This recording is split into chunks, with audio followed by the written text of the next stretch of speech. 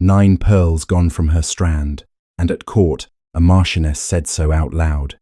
She stood in the great antechamber at St. James's, in a gown she had not paid for, in a line of girls young enough to be her daughters, and let a stranger read her poverty aloud, like a bill of sale. She did not argue. She had never once argued. But there was a man on the far side of that room who had spent the whole spring quietly buying back every pearl she had ever sold, and who had not yet worked out how to say good evening to her. Stay with me to the end tonight, because when he finally counts them out loud, it is the 9th that empties the room. Before we begin, if you are settling in somewhere warm tonight, tell me in the comments what part of the world you are listening from. I love knowing how far these stories travel. Turn the lamp low. Pull the blanket up. This one is called 9 Pearls. The great antechamber at St. James's was not a beautiful room. It was a hot one. 200 candles and 100 people in hoops, every one of them waiting a turn at a door that had not yet opened, with nothing whatever to do in the meantime but look at each other. Which is how Lady Quennell came to be looked at. She stood near the end of the line, because that was where the widows went, and she stood very straight, because that was the only thing left that cost her nothing. The girls ahead of her were 17 and 18 and glorious with it, and one of their mothers was still fussing at a plume that did not need it. They had been rehearsing this evening since the schoolroom. Honoria had been rehearsing it a fortnight, in a borrowed hoop, in a house that was not hers, and she had the bruises to show for it. The Marchioness of Kelbrook came down the line the way a woman comes down a line of horses. She stopped in front of Honoria. She looked at the gown, which was good. She looked at the plumes, which were correct, and then she found what she had come to find, and her face opened with pleasure. Paste, she said. She said it at the volume women use when they intend to be overheard and would like to be able to deny it afterwards. And short, besides. One can always tell a woman who has been selling. The gaps show. The line rustled. Somebody laughed and then pretended it had been a cough. Honoria did not move her hand to her throat. That was the whole of her victory that evening, and she took it. She did not touch the pearls. She did not look down. And she let the Marchioness of Kelbrook have the last word, because the Marchioness of Kelbrook was going to have it regardless. She had been looked at all her life. At the assembly rooms in Harrow Cross, when she was a girl with a decent portion. Across a bankruptcy court, when she was a woman with none. Appraised, priced, and set down again more times than she could count. She had never once been seen, and the pearls at her throat were real. Every one that remained was real. She could have said so. She did not say so, because the Marchioness had not actually got it wrong. The gaps did show. There were 9 of them. And Honoria Quennell could have told you, without pausing to think, exactly what every single one of them had bought.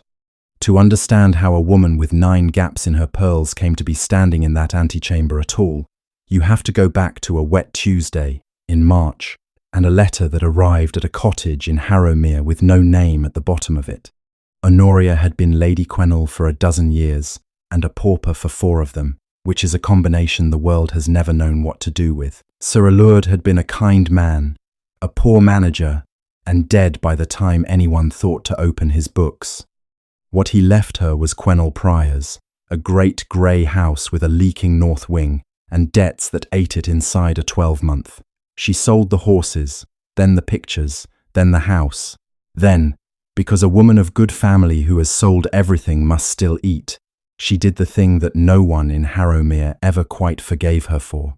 She took wages, 4 years as companion to old Mrs. Falconer of Harrow Cross, reading aloud, dosing, and losing at cards on purpose every evening, until the old woman went suddenly in her sleep the previous autumn and left her a cottage, a clock, and enough put by to be careful with.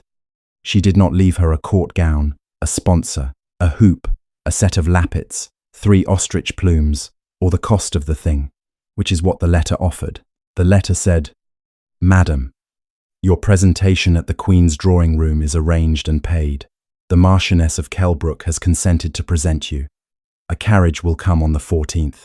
Everything necessary will be waiting in London. You need bring nothing at all. No signature. No direction to reply to." She read it standing up, in her coat, with the rain coming off her hat onto the paper. Her first clear thought was that somebody had made a mistake. Her second was that somebody was making fun of her. Her third thought took rather longer to arrive. She had never been presented. There had been no money for it the year she turned 17, and her mother had said quite cheerfully that there would be next year, and there had not been a next year, and then there had been a wedding instead. And now here was somebody offering to let her do at her age the thing that is done at 17, with all the 17-year-olds watching. I am too old to be a debutante, she thought, too poor to be a guest, and too proud to be a joke, and I am going to go. She wrote to the attorney in Harrow Cross, who had forwarded it, and asked, plainly, who was paying. He was not at liberty to say, and added that if she declined, the arrangement would simply lapse. So she stopped asking, and packed, and told herself she had stopped caring, which is the comfortable lie that gets a person through a long journey. Kelbrook House received her the way a great house receives a parcel. It has not ordered. The Marchioness of Kelbrook was a handsome, upright woman with the manner of somebody permanently being imposed upon. She looked Honoria over in the hall, still in her travelling coat, and made her position clear before the door was shut. You may as well know, she said, that I do not want you here. I have been paid to want you here, which is worse. I have taken the money, which is worse still. And I intend to be perfectly pleasant to you in front of company. In private you will find me exactly as short as I like. That seems fair, said Honoria. The Marchioness paused. She had expected tears, or gratitude, or the flat silence of the humiliated. She had not expected agreement, and she did not care for it. Understand me. I present you, or I do not. That is entirely in my gift, and it remains in my gift until the moment I hand your card in at that door. If you embarrass me before then, I will withdraw, and I will say why, and you will be a great deal worse off than if you had stayed in your cottage. I trust I have been plain. Perfectly. Good.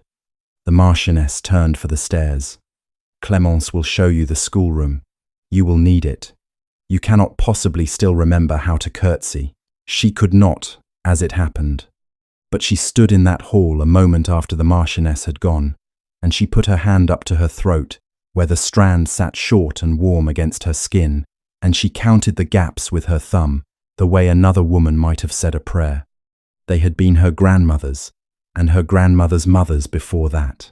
A whole strand is worth far more than the sum of its pearls, which is why she had never sold the string entire. She had taken them off it one at a time instead. 9. And the coach south had changed horses that morning at the Heart and Hollow. She had not been through that yard in 9 years, and had not expected it to do anything to her, and it did. A smell of wet straw and beer. A staircase she had gone up once at 2 in the morning with a purse in her hand. She had spent a pearl in that yard. It had been the first pearl she ever sold, and the only one she had ever sold while there was still a horse in her own stable. She had got back into the coach and had not thought about it again for 100 miles, which is not the same as not thinking about it. Nobody tells you that a court presentation is chiefly an athletic event. There is the hoop, wider than most doorways. There are the plumes, which must stand up and not nod, and there is the curtsy itself. Not the little dip a woman makes to a neighbour in the street, but a slow, sinking thing, knee nearly to the floor, back straight, chin level, with 3 yards of skirt, and no hand free to manage it. And then the part that finishes people. You must get up again and leave the room without turning your back, walking backwards through your own train into a doorway you cannot see. Lady Clemence Deverell, the Marchioness's goddaughter and the youngest of Lord Ancroft's girls, could do it at 19, the way other people go downstairs. It is only practice, she said kindly, the first morning. One simply does it until one stops thinking, though I suppose one's knees. She stopped and had the grace to colour. Of anybody my age, Honoria said. Yes, do finish your sentences, Lady Clemence. Half a cruelty is worse than a whole one. It leaves the other person to guess the rest. Clemence laughed, surprised out of herself, and for a week the two of them got on rather better than either had planned. On the third morning, in daylight, in front of both of them, Her knee turned under her, and she sat down hard on the schoolroom floor with 3 yards of borrowed skirt around her. Clemence was across the room in a moment. The Marchioness was not. She stood exactly where she was, and watched, and let the silence run a little longer than it needed to. "Well," she said at last, "there is a fortnight." And she went out, and she did not offer the dancing master, and that was the first time Honoria understood that the woman would rather enjoy it if she failed. The Duke of Caverleigh came to Kelbrook House on the 4th day, and after that, Honoria stopped noticing her knees, because she had something else to dislike. He came in out of the rain, a tall, quiet man of perhaps 35, and the whole room rearranged itself around him without his appearing to ask it to. The Marchioness went soft as butter, Clemence went pink, and Julian Vaudrey, Duke of Caverleigh, stood in the middle of all that warmth like a man who had come to inspect a roof. He was introduced to Honoria last. He looked at her for slightly too long, said Lady Quennell in a voice with nothing whatever in it, asked her not a single question, and went and stood at the window. "He is always so," Clemence whispered, delighted. "Everyone says so. He has not danced in years. Mamma says he is the coldest man in England, and I am to marry him in the autumn. Does he know that? Oh, everyone knows it." Honoria looked at the long back at the window and thought, "That is not coldness. I have kept house for coldness. That is a man holding something shut with both hands." She dismissed the thought immediately, because it was not her business, and because she had a curtsy to learn. He came back the next day, and the day after that, for no discernible reason at all, and every time Honoria happened to look up from her corner, he was already looking away. It began to grate. "Your Grace," she said at last, on the 6th day, when the two of them were briefly alone in the long gallery and she had run out of patience for being not quite looked at. "May I ask you something impertinent? I doubt I could stop you. You have been coming here every day for a week, and you have said scarcely a dozen words, none of them to me, and you look at me exactly as often as a man looks at a door he is trying not to walk through. Have I offended you? Because if I have, I should like to know how, so that I may either apologize or do it again." There was a silence. Something went across his face very fast, like a bird past a window. "You have not offended me," he said. "Then you dislike me on principle. That is a saving of time. Most people take longer. Lady Quennell." He turned round properly, for the first time, and she saw that his eyes were not cold at all. They were tired. Tired in the old, settled way of a man who has not slept properly in years. "You have not offended me. If I look at you strangely, it is not." He stopped. "The room is warm. Forgive me." And he went. And Honoria stood there long enough that a housemaid came in with the coals and found her, and she pretended to be looking at a picture until the girl had gone. Then she told herself, with great firmness, that a woman of her years had no business noticing the colour of a duke's eyes. She was quite right. She noticed anyway. The trouble with learning to curtsy at her age, in a house that despises you, is that you cannot practice where anyone can see. So, she practiced at 2 in the morning. The long gallery had a bare floor, a mirror at each end, and nobody in it after midnight. For a week, Honoria came down in her wrapper, with a bedsheet pinned round her waist for a train, and went down, and came up, and went down again, until her legs shook and she could do it 4 times without holding anything. She knew perfectly well what a servant would make of it, and had decided, around the 4th night, that she was too tired to care, which is a thing a woman only decides once. One night she went down and could not get up. Not dramatically. There was no swoon and no cry. She simply sank, and her knee took her weight wrong, and she stopped, halfway, with one hand flat on the boards, and her whole body informing her, quite calmly, that it was not 17, and had never pretended to be. She was still there, breathing, working out how to do this without making a noise, when a hand came under her elbow. "Do not apologize," said the Duke of Caverleigh, very quietly. "Put your weight on me." She put her weight on him. He got her up. He got her into a chair, and he crouched in front of it, and he did not say a single kind thing, which was, she found, exactly what she could bear. "How long have you been coming down here?" he said at last. "Long enough." "Why not ask for the dancing master? Kelbrook keeps one." "Because then the Marchioness would know I could not do it," said Honoria, "and she is looking for a reason. I would rather be found on the floor at 2 in the morning by one person than found wanting at 8 in the evening by all of them." He was quiet. Then he said, "That is the least self-pitying sentence I have heard spoken in this house. It is not a virtue, it is arithmetic. Self-pity costs the same as pride and buys less." And Julian Vaudrey laughed. Once, it came out of him like something breaking loose. She looked at him in the dark, astonished, and he looked as astonished as she did. "I am told you do not do that," she said. "I am told a great many things about myself. Most of them are cheaper than the truth." He stood up. He fetched her shawl from the end of the gallery and put it round her shoulders, and it was while he was doing it that his hand went still, just for a moment, near her collarbone. She knew exactly what he had seen. She had been waiting a fortnight for somebody in this house to say it. "They are real," she said, before he could. "They are all of them real. There are simply fewer of them than there used to be." "I know. You know they are real, or you know there are fewer?" He did not answer that. He said good night. He walked the length of the gallery and stopped in the doorway with his hand on the frame. And he said, without turning round, "I had a brother. Your Grace? He would have liked you enormously. He liked people who said the true thing before anybody asked them to." A pause. "He has been dead 9 years. Good night, Lady Quennell." And he was gone. And Honoria sat in a cold gallery with a bedsheet pinned round her waist and thought, with the dull competence of a woman who has done this arithmetic before, that a man who had lost a brother 9 years ago and had not slept properly since was not a puzzle she had any business trying to solve.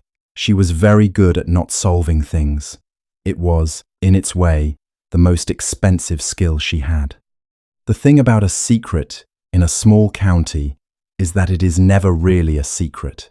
It is only a piece of information that has not yet found somebody with a use for it.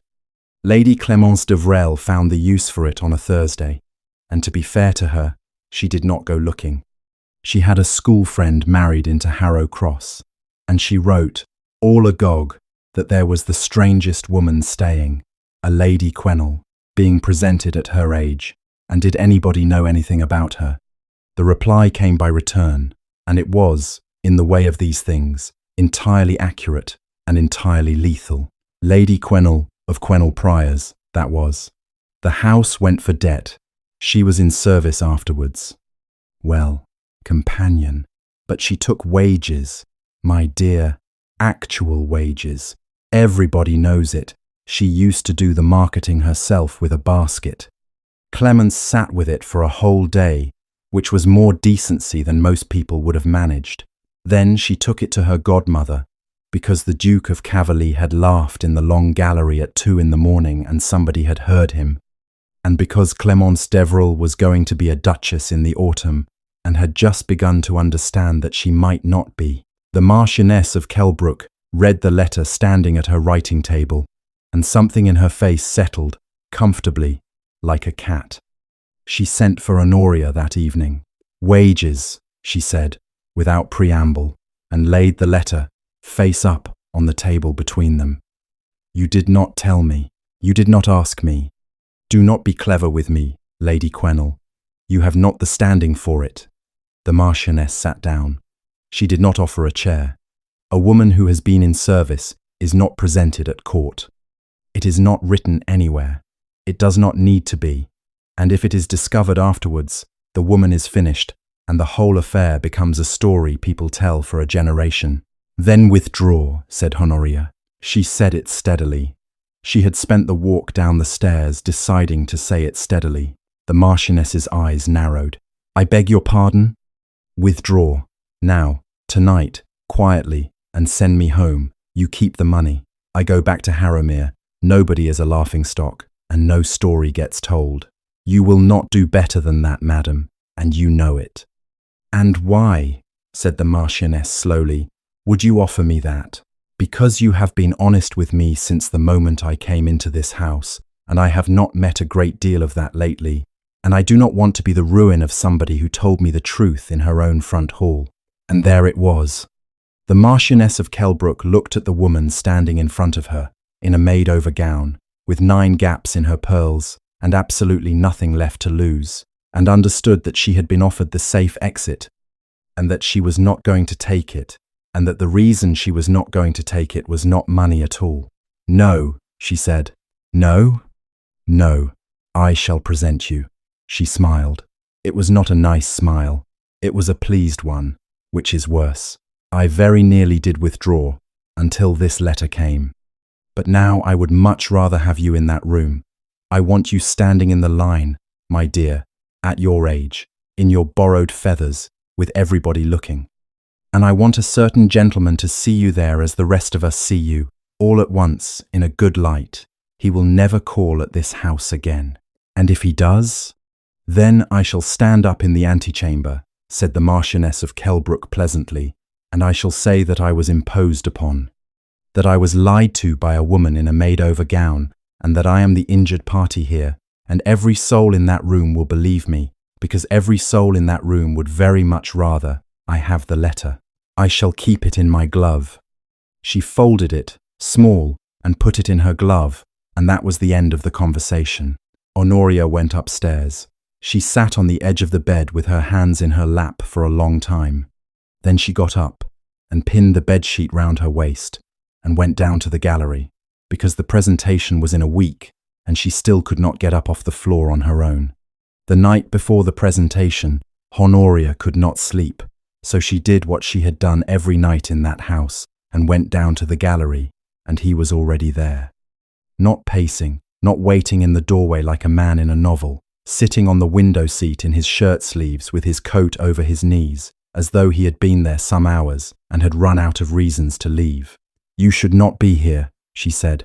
"No. Somebody will see." "Yes." He did not move. "Lady Quennell, sit down. I have something to ask you, and I would rather ask it badly than not at all." She sat down. The moon was doing something silver and unhelpful to the floor between them. "Ask then, the pearls." He said it carefully. The way a man walks onto ice he has already tested and does not trust. "May I see them?" She unclasped them and put them into his hand, because she was tired and because she had stopped being able to think of a reason to refuse him anything. He did not hold them up to the window.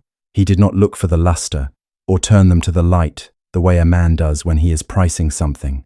He laid the strand across his open palm, and he went along it with one finger, slowly, and he stopped at each gap. At the first one he said, "The physician who came out from Harrow Cross in the January, your husband died." Honoria went completely still. At the second, his finger moved. "Coal. The almshouse. The winter the canal froze, and the coal came by road at 4 times the price." "Stop." The third was seed corn, for a tenant at the Prior's who was flooded out in the spring, after the house was sold, and he was no longer any concern of yours whatsoever. And you did it anyway, and you did not tell him where it came from, which is why I had a devil of a job finding out. "Stop." He stopped. She had her hand over her mouth. She was not crying, because she had given that up around the time she gave up the horses, but her hand was over her mouth and it stayed there for a while. "How do you know that?" she said at last. It did not come out as a question. It came out flat and cracked, like something dropped. "I will tell you. Not tonight. Tell me tonight." "No, Your Grace. You have just recited my life back to me in the dark. You do not get to stop there." "If I tell you tonight," he said, "you will hand these back and go home on the mail before it is light, and you will be quite right too. I am asking you to let me be a coward until tomorrow evening. I have not much practice at asking for things." And she stopped, because she recognized the shape of it. She had been a coward about one thing or another for 9 years and had never once had the nerve to say so out loud. "You must go to that room," he said. "Not for me. I have no claim of any kind on where you go. You must go because you have earned it 9 times over, and nobody in there knows it, and I find I cannot bear that any longer." He closed his hand round the pearls, very gently, and gave them back to her. "Everyone in this house has spent a fortnight counting what is missing from that string," he said. "I have spent rather longer counting what each one of them bought." And then he said the thing. He said it quietly, without decoration, the way a man says a fact he has been carrying about in his coat. "Lady Quennell, you have been looked at your entire life. Let somebody see you." She took the pearls out of his hand. She stood there in the moonlight and fastened them at her own throat, and her fingers were not steady, and she got them right at the second attempt. "Tomorrow then," she said. "Tomorrow." And she went up and lay awake until the sky went grey. The Marchioness of Kelbrook waited until the carriage was moving before she said it. "You do know it is Caverleigh. The money, my dear, the gown, the cost of the whole thing." Me. She arranged her gloves, and the folded letter inside one of them made a small square shape against her palm. "He came to me in March with a bank draft and a great deal of stiffness, and would not say why, and I took it, because I am not a rich woman, and I am an honest one about it. I did wonder whether you knew," she smiled out of the window, "how wonderfully humiliating for you. Do try not to let it show on your face. The light in there is very good." And that is how Lady Quennell came to be standing in the great antechamber at St. James's, in the line where the widows go, when the Marchioness came down it like a woman coming down a line of horses, and found what she had come to find. "Paste," she said, "and short, besides. One can always tell a woman who has been selling. The gaps show." Somebody laughed and pretended it had been a cough. And Honoria stood very straight and did not touch her throat, and across 200 candles and 100 people she found the Duke of Caverleigh looking at her, and she left the line. You are not supposed to leave the line. A gentleman in a scarlet coat started toward her at once and got 3 steps, and then saw who she was walking toward, and stopped, and found something else to attend to. "Tell me now," she said. "Not here. Here, now, or I go out of that door, and you will be paying for a gown nobody wore." He looked at her for a long moment. Then he took her wrist, not roughly, and drew her into the window bay, where there was a curtain and a draught, and about as much privacy as anybody gets at court. "His name was Tobias," he said. "Your Grace, you asked. Let me get through it." He had gone very white. "His name was Tobias Vawdrey, and he was my brother, and he was 19, and he was, at that particular moment, running away from me. We had quarrelled. I had said a number of clever things to him about his character, and his debts, and his choice of friends, and he had gone out of my father's house at 1 in the morning in the rain, and I let him. Because I was 25, and I was right, and being right was the most important thing in the world to me that night. He got as far as an inn on the Harrowmere Road, the Hart and Hollow. He was already ill when he left me, and I had not noticed, because I was busy being right. By the time they carried him upstairs, he was out of his head with fever. He was in a borrowed coat, and they had him down for a runaway apprentice, and he had no money on him, and no name he was willing to give, and the surgeon at Harrow Cross did not come out at 2 in the morning for people with no money and no name. There was a woman in that yard. She had come in off the north coach, and she was waiting for the horses, and she went upstairs to see what the noise was. Honoria's hand had come up to her throat. She was not aware of it. "She sat with him," said the Duke of Caverleigh. "She paid the surgeon. She paid the landlord for the room and the linen and the fire. And when the surgeon said there was no use in it, she paid him to stay until morning anyway. And then she got back on her coach and went wherever it was she was going. And she never wrote to us. Not once. Not to my father, who would have given her anything, and not to me, who would have given her rather more than that. He died," said Honoria. "He died at about 8 o'clock. Yes, I know he died. I was there when he—" Her voice went. She put her hand flat against the cold glass of the window. "I had never watched anybody die, and I have never in my life been so frightened of anything as I was of that boy's hand. He asked me to say something to his brother. He was not sensible by then. He could not tell me the brother's name, and I could not tell him mine, and I have thought about it perhaps once a month for 9 years. I know. How do you know? Because the surgeon at Harrow Cross keeps his receipts, said the Duke of Caverleigh. And my father died at the turn of the year, and among his effects was a box of Toby's, things I had never been able to make myself open. And in it was a bill, receipted, in a woman's hand, for a surgeon and a room and a fire at the Heart and Hollow, and underneath, where the payment goes, it says, 1 pearl. The antechamber went on roaring softly behind the curtain. Somebody's plumes went past. I found the jeweller who had bought it, Ossett, in Harrow Cross. He had a book, and he had all of them, or knew who had. It took me until March. And then I did not know what on earth to do with them, because I could hardly send them to you. You would have sent them straight back, and we both know it. And I could not call on you as a stranger, and I could not write, and I am not a man who is any good at rooms. So I bought you the only room I could think of where nobody would be able to look through you, and I have stood about in it like a fool for a fortnight, because I did not know how to begin. There was a long silence. And Lady Clemence? She said. Lady Clemence is 19 and has been told a great many things by her godmother, none of which I have ever said. I have not proposed to that girl. I have not proposed to anybody. I am not certain I have ever once in my life said a whole true sentence to a woman before this fortnight. Then Honoria Quennell said, very quietly, so I am a debt. No, I am a receipt, Your Grace. I am a bill that has been outstanding 9 years, and you have come to settle it, and you have dressed me and feathered me and put me in a line of children to do it. And you have been kind, and I have been. She stopped. She made herself say it. I have been very glad of you, which is the part I shall mind.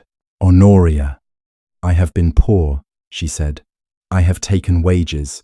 I have carried my own basket down the high street in Harrow Cross, while women I had danced with crossed over.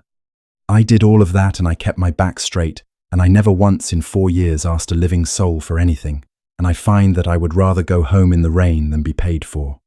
And she reached up and unclasped the strand, and walked out of the window bay to where the Marchioness of Kelbrook was standing, with her fan half open and her face shining with the sheer good fortune of it all.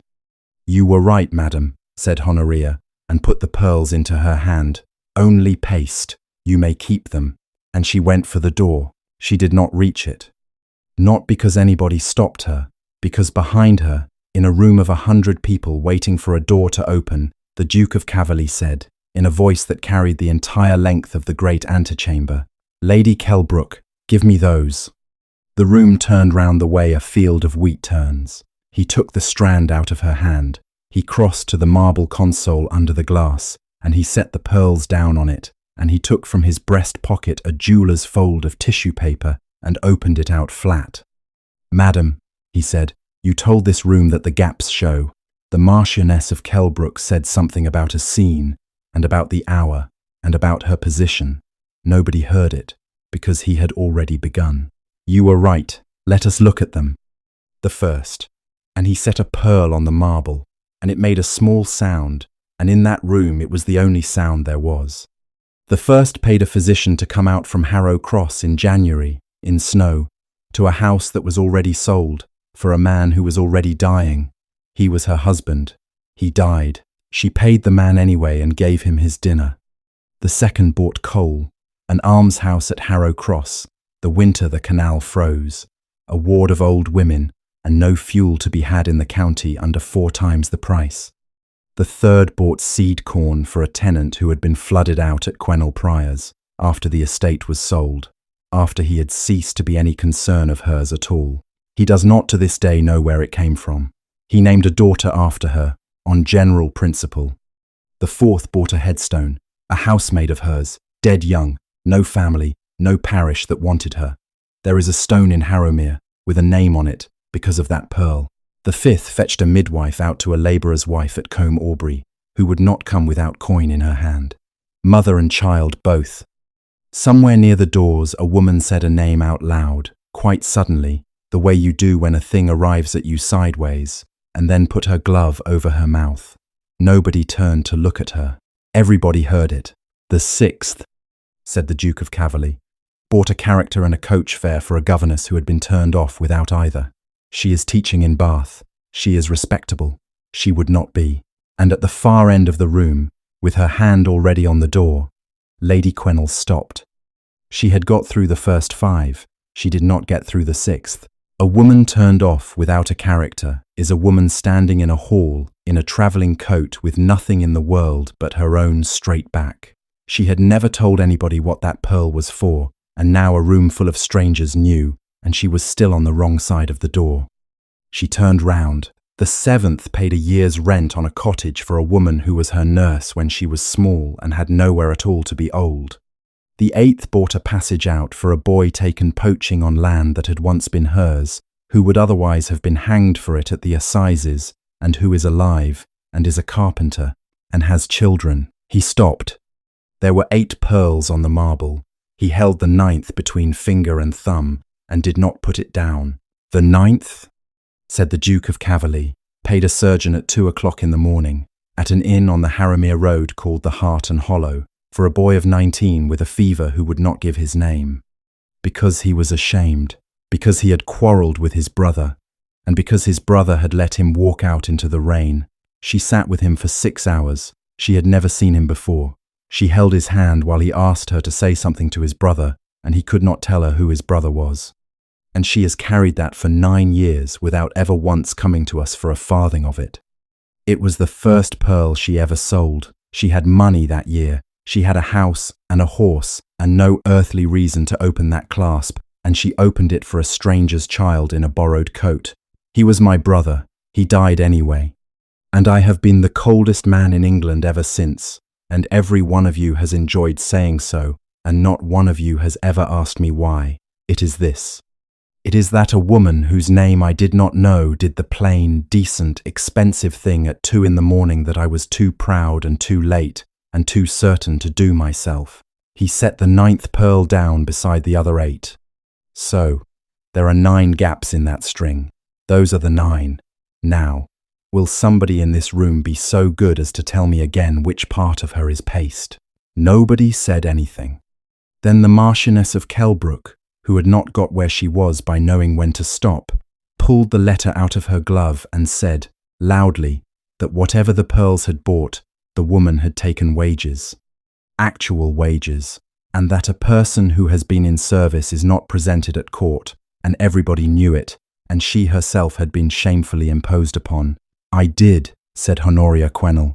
She said it from halfway down the room, and the whole antechamber turned to find her. 4 years of them, and I would do it again tomorrow. She came on down the room, and Lady Clemence Deverell, who was nearest, stepped out of her way without being asked. You have not been imposed upon, madam. You knew what I was the moment I came into your hall, and you took the money regardless, which is more honesty than this room has managed all evening. And as for the wages, she stopped in front of her. Where did you imagine the coal came from, after the pearls ran short? And that was the end of the Marchioness of Kelbrook, in that room and in several others afterwards, and she did it entirely to herself, with her own letter in her own hand, which is the only way it is ever properly done. Somebody near the doors began, very quietly, to applaud, and thought better of it, and stopped. It was 3 claps long, and it was the only sound in that hot gold room, and Honoria Quennell heard every one of them. She came to the console table and looked down at 9 pearls lying on white tissue. She picked up the strand first. She fastened it at her own throat, herself, with her own hands, as she had done in a moonlit gallery the night before. Then she took the 9th pearl and closed her fingers round it. Your Grace, she said, I am not going to be given my worth back. I know exactly what it cost. I have known to the shilling for 9 years. She turned to the room. I came here because somebody paid for me to stand somewhere I could not be looked through. I have been standing in rooms unnoticed for a very long time, and I thought I should like to try one where I could not be. That is all. There is nothing else to see. And then she looked at the Marchioness of Kelbrook, and there was almost something kind in it. You said the gaps show, madam. They do. I should be sorry if they ever stopped. At which point the doors at the end of the great antechamber were opened, and the gentleman in the scarlet coat said that the drawing-room was ready, and began to read the names. She was called in her turn. She went down, all the way down, back straight and chin level. And she came up again, on her own. And she walked backwards out of that room through 3 yards of train without once looking behind her, and she did not stumble. The Duke of Caverleigh was waiting when she came out, holding her fan, which he had been holding the entire time without noticing. "Well," he said. "My knees," said Honoria Quennell, "are ruined. Take me somewhere with a chair, and tell me about your brother from the beginning, and this time do not leave out the clever things you said to him. I should like to know the worst of you before I decide anything at all." He laughed. Out loud. In the great antechamber at St. James's. In front of everybody. They did not speak of the rest of it that night, or the next. It was a fortnight later, at Caverleigh, in a room with a chair in it, that she said, "He asked me to tell you something. Your brother. I have had 9 years to decide whether it was worth repeating, and I have never once been able to make up my mind.